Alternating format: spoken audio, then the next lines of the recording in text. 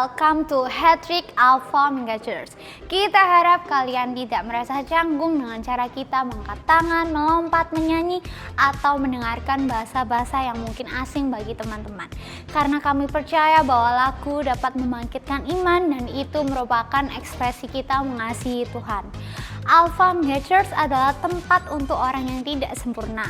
Jadi kalau di antara Anda ada yang punya kawan atau keluarga yang tidak sempurna, kalian bisa ajak mereka untuk bersama-sama terhubung lewat ibadah online ataupun hadir ibadah onsite.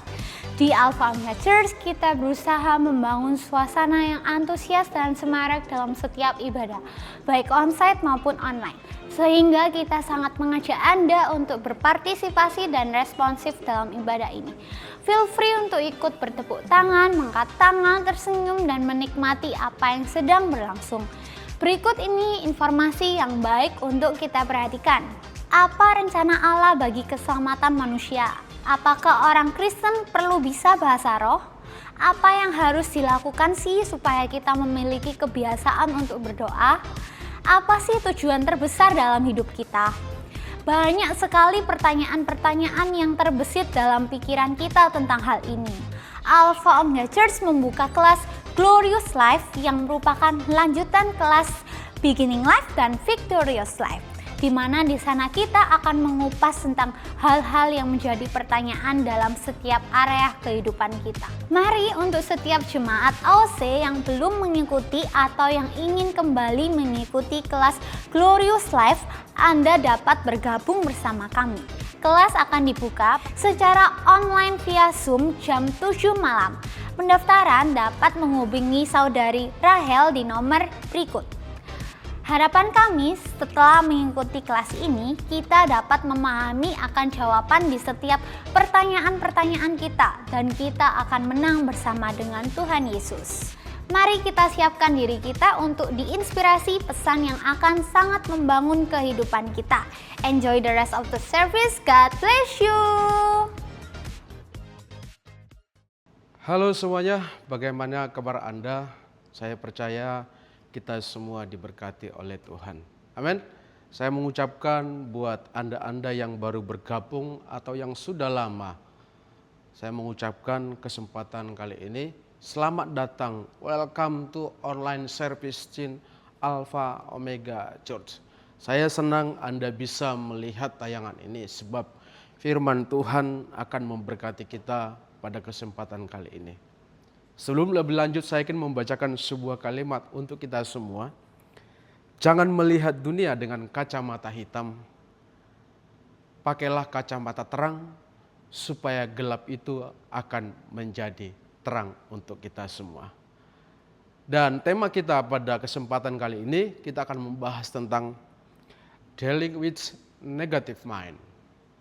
Saudara-saudara, hidup ini akan selalu dipengaruhi dua hal. Dua hal itu adalah eksternal dan internal. Dan faktor internal itu itu dipengaruhi dari diri kita sendiri. Sedangkan dari luar, eksternal itu bisa bicara tentang sosial, ekonomi, politik, lingkungan fisik, dan pengaruh teknologi. Dan faktor internal itu semuanya berasal dari diri kita sendiri. Contohnya, bicara tentang keyakinan, emosi, kesehatan, motivasi dan tujuan, serta keterampilan yang kita miliki. Demikian halnya, negatif itu akan selalu dipengaruhi dua hal, eksternal maupun secara internal. Mana yang lebih dominan?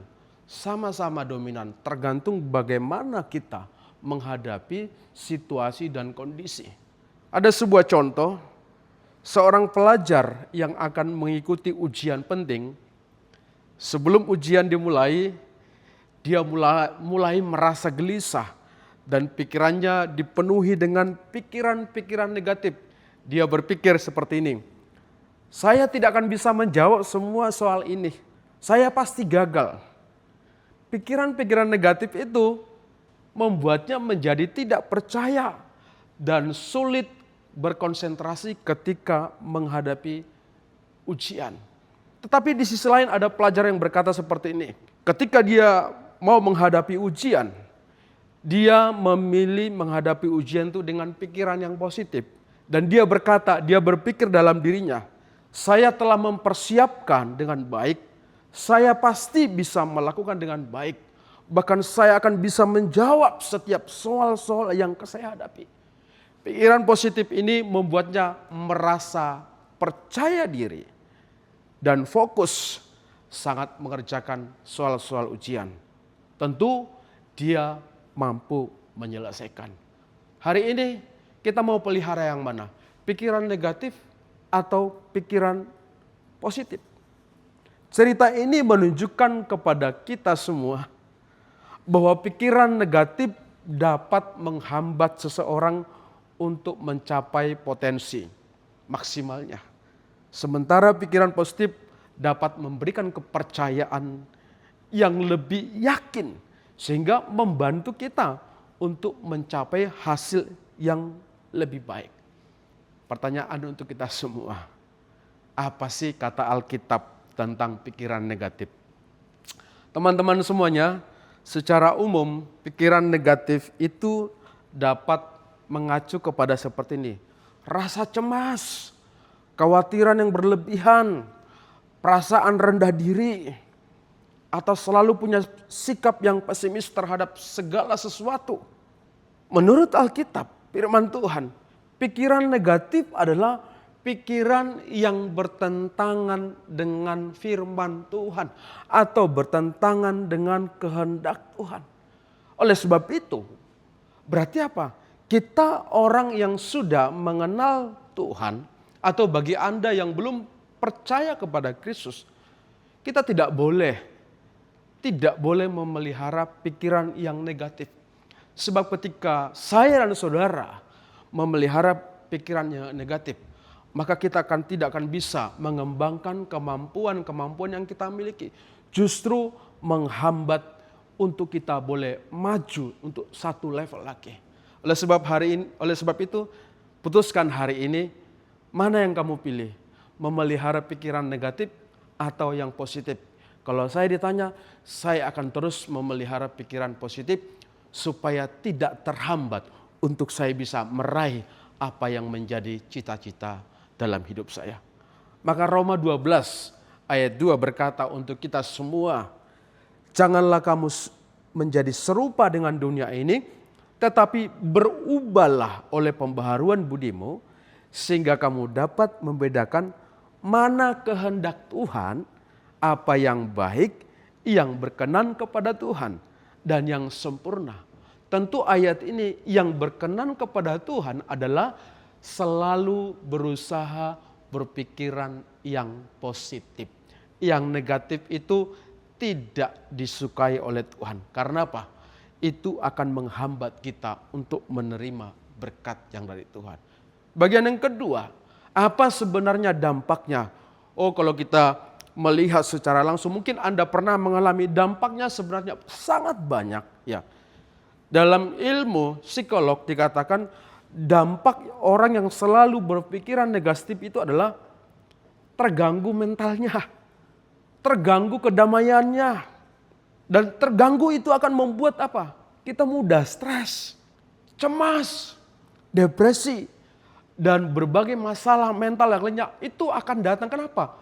Pikiran kita, hati kita itu sudah dipenuhi dengan negatif yang tidak perlu harusnya ada tinggal dalam diri kita.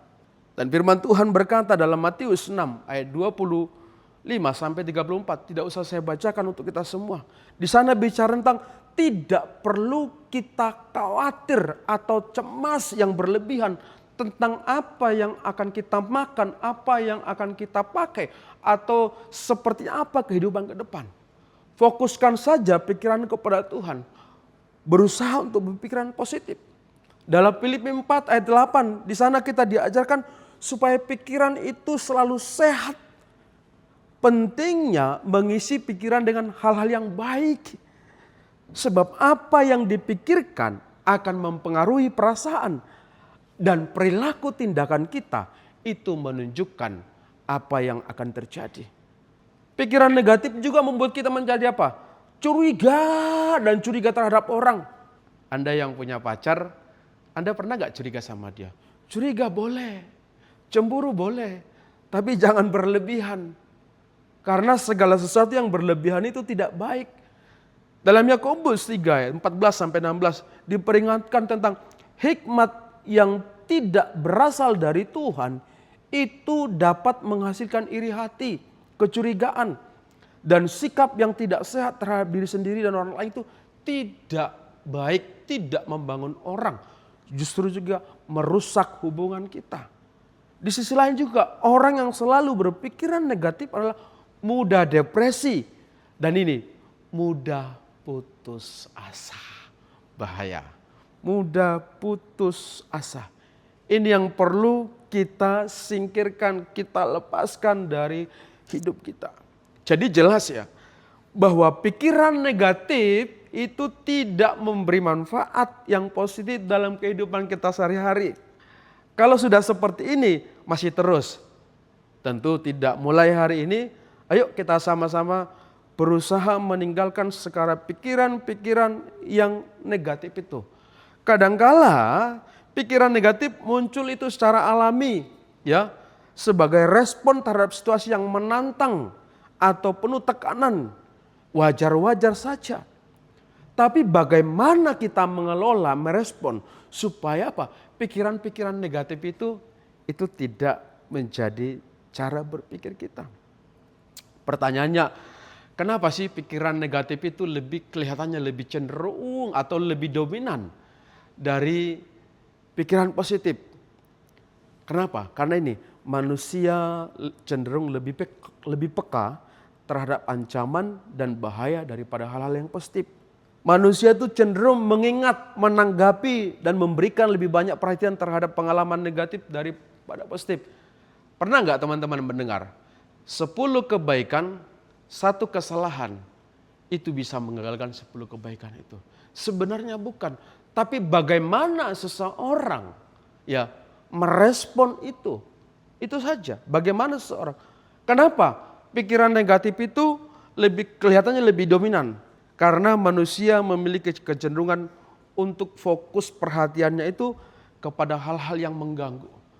Hal yang positif tentu sangat tidak mengganggu, itu tentu akan membangun. Tetapi hal-hal yang negatif itu mengganggu atau memicu kekhawatiran. Dan juga kenapa seseorang bisa selalu berpikiran negatif? Bisa pengalaman hidup. Pengalaman hidup seseorang itu mungkin trauma atau masa lalu saya tidak tahu. Dan selanjutnya, olah pikir itu selalu membiasakan. Nah ini teman-teman, membiasakan berpikiran negatif itu, ayo kita mau ngajak sama-sama untuk kesempatan kali ini. Jangan biasakan itu, tapi biasakan berpikiran yang positif. Meskipun pikiran negatif itu terlihat dominan, tapi yang penting perlu diingat, kita ini perlu ya menguasai diri, kita memiliki kendali atas cara kita memperlakukan pikiran kita, bukan orang lain. Dengan kesadaran sendiri kita latihan mental, mengolah emosi yang baik, dan kita akan dapat mengurangi dampak dominasi pikiran negatif. Pikiran negatif itu selalu memberi dampak buruk. Dan tentu itu akan merugikan masa depan kita. Dan jika kita sudah tahu memberi dampak yang buruk bagi kehidupan kita, maka sebaiknya kita tinggalkan saja, kita singkirkan dari hidup, supaya kita bisa selalu berpikiran positif. Pertanyaan pada kesempatan kali ini, jika kita tahu bahwa pikiran negatif adalah perilaku yang menyimpang dan bertentangan dengan firman Tuhan, bagaimana cara kita menghadapinya? Yang pertama yang saya mau sampaikan kesempatan kali ini adalah, mari arahkan pikiranmu kepada hal-hal yang bersifat surgawi. Dalam Kolose 3 ayat 2 dikatakan, pikirkanlah perkara yang di atas, bukan yang di bumi. Tetapkan pikiranmu dalam perkara di atas, jangan perkara-perkara yang di bumi. Arahkan pikiranmu pada hal-hal yang di situ. Jangan pada hal-hal yang duniawi.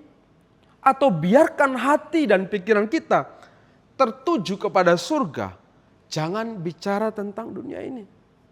Dalam Kolose 3 ayat 2 berbunyi, pikirkanlah perkara-perkara yang di atas bukan yang di bumi. Ayat ini mengajari kita, menekankan kita supaya kita fokus pada hal-hal yang rohani dan kekal. Bukan sekedar pada urusan duniawi yang sementara. Bersifat surgawi atau surgawi itu adalah bicara tentang apa? Kualitas yang berkaitan dengan surga atau perilaku kehidupan yang sesuai dengan kehendak Tuhan. Artinya apa? Nilai-nilai dalam hidup kita selalu selaras dengan firman Tuhan. Ada kalimat baik yang berkata seperti ini. Fokuslah bukan pada hal-hal duniawi, tetapi utamakanlah yang bersifat rohani, karena yang rohani kekal adanya. Artinya kita memang masih hidup dalam dunia, tapi bagaimana kita selalu berpikir yang bersifat kekal. Filipi 3 ayat 19 berkata, kesudahan mereka ialah kebinasaan. Tuhan mereka ialah perut mereka. Mereka siapa? Mereka yang selalu fokus dengan bersifat sementara. Pikiran mereka semata-mata hanya kepada duniawi, bagaimana menyenangkan hati saya. Menyenangkan hati tidak ada yang salah. Tetapi ketika kita menyenangkan hati, merusak hubungan kita dengan Tuhan, merusak hubungan kita dengan sesama, itu yang bahaya. Yang merusak hubungan kita dengan Tuhan, yang merusak hubungan kita dengan manusia sama kita adalah kita memelihara pikiran yang positif. Sebab itu Paulus dalam Roma 8 ayat 5-6 dikatakan seperti ini.